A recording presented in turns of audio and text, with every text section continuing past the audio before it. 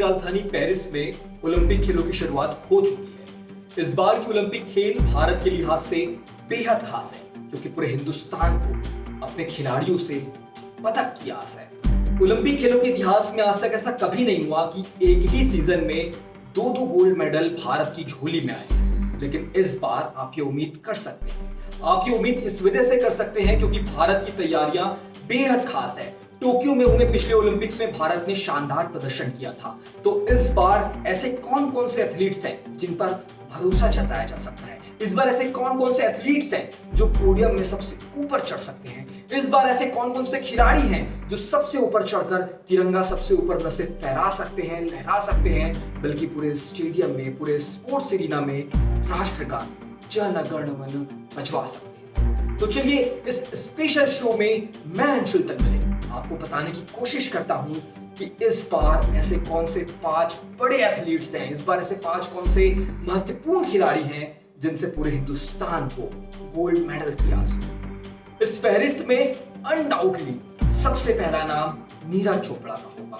Javelin thrower Neeraj Chopra, स्वर्णिम भाला फेंक नीरज चोपड़ा, जिन्होंने पिछली बार यानी टोक्यो ओलंपिक में गोल्ड मेडल पर निशाना साधा था, गोल्डन भाला फेंका था और वो एथलेटिक्स के इतिहास में भारत की ओर से गोल्ड मेडल जीतने वाले पहले खिलाड़ी बने थे। क्या नीरज चोपड़ा इस बार फिर से उस सफलता को दोहरा पाएंगे? क्या नीरज चोपड़ा हिस्ट्री क्रिएट कर पाएंगे? अगर ऐसा होता है तो यकीन मानिए हिंदुस्तान के खेलों के इतिहास में नीरज चोपड़ा जो ऑलरेडी सबसे ऊपर हैं, उनका नाम हमेशा हमेशा के लिए अमर हो जाएगा। वो स्वर्णिम गाथा लिख देंगे। इस फहरिस्त में दूसरा नाम पीवी सिंधु का आता है। पीवी सिंधु जो बैडमिंटन की स्टार प्लेयर है, स्टार शटलर है और शायद पीवी सिंधु अपना आखिरी ओलंपिक भी खेल रही है क्योंकि अब उम्र उनके साथ नहीं रही, फिटनेस उनको हमेशा दगा दी जाती है। ओलंपिक में पीवी सिंधु के नाम 2 मेडल हैं और ये कारनामा करने वाली वो भारत की पहली शटलर है। पीवी सिंधु से भी उम्मीदें होंगी हैदराबाद की स्टार प्लेयर से कि वो उस लीगेसी को आगे बढ़ाए जिसे वो सानिया नेहवाल के बाद आगे लेकर जा रही हैं, जो उनके गुरु हैं गोपी चंद, उस लीगेसी को आगे बढ़ा रहे हैं। तीसरा नाम जो ओलंपिक की गोल्ड मेडलिस्ट लिस्ट में शामिल हो सकता है वो है मीराबाई चानू। ओलंपियन मीराबाई चानू जिन्होंने पिछली बार भारत का खाता खोला था, शानदार प्रदर्शन करते हुए भारत के लिए वेटलिफ्टिंग में मेडल जीता था। क्या इस बार मणिपुर की ये बेटी कमाल कर पाएगी? मणिपुर जो अलग अलग वजहों से हमेशा चर्चाओं में रहता है, गृह युद्ध जैसे हालात थे पिछले कुछ महीने पहले वहां पर, तो क्या ये गोल्ड मेडल जीतकर वो सब कुछ अपने राज्य के लिए ठीक कर देगी? क्या भारत के लिए स्वर्णिम सफलता वो हासिल कर पाएंगी? सारी निगाहें होंगी मीराबाई चानू पर।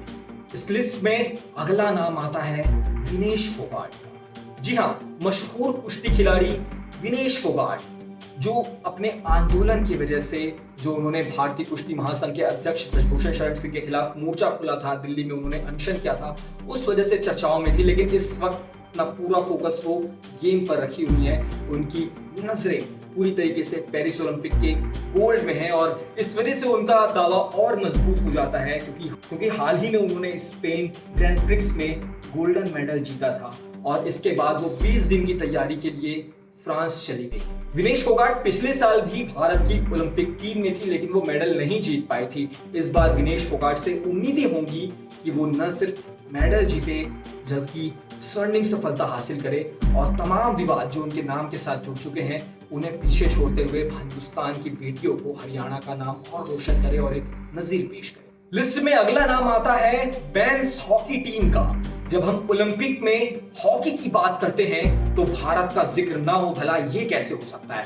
आधुनिक ओलंपिक खेलों के इतिहास में मेंस टीम, हमारी हिंदुस्तान की भारतीय पुरुष टीम सबसे सफल टीम रही है। लगातार 6 गोल्ड मेडल भारत ने ओलंपिक में जीते हैं। कुल 8 गोल्ड मेडल में से 6 लगातार जीते हैं। जब आप हिंदुस्तान के ओलंपिक खेलों के इतिहास में गोल्ड मेडल्स की बात करते हैं तब भारत के पास 10 गोल्ड मेडल है, जिसमें से 8 अकेली हॉकी से ही निकले हैं। तो आप इस बात का अंदाजा लगा सकते हैं कि कितना महत्वपूर्ण ये हमारा खेल है, हमारा नेशनल प्राइड, हमारा नेशनल गेम। और पिछले बार यानी कि टोक्यो ओलंपिक्स में हिंदुस्तानियों ने 41 साल का सूखा खत्म किया था, ब्रॉन्ज मेडल जीता था, अंतिम पलों में अपने नर्व्स पर कंट्रोल रखा था और शानदार गोलकीपिंग की थी प्रिया श्रीजेश ने। इस बार प्रिया श्रीजेश ने संन्यास का ऐलान कर दिया है। उन्होंने कह दिया है कि ये पेरिस ओलंपिक्स उनके इंटरनेशनल करियर का आखिरी गेम होगा। तो ऐसे में इंडियन मेंस हॉकी टीम से उम्मीदें होंगी कि न सिर्फ वो मेडल जीते बल्कि अपने एक दिग्गज खिलाड़ी को, अपने पूर्व कप्तान को गोल्डन फेयरवेल दे। फिलहाल इस वीडियो में इतना ही। आपके हिसाब से और कौन कौन से प्लेयर से गोल्ड मेडल की उम्मीद हो सकती है, कमेंट बॉक्स में जरूर बताएं। और आपको क्या लगता है इंडिया इस बार कितने मेडल जीतेगा, ये भी जरूर बताएं।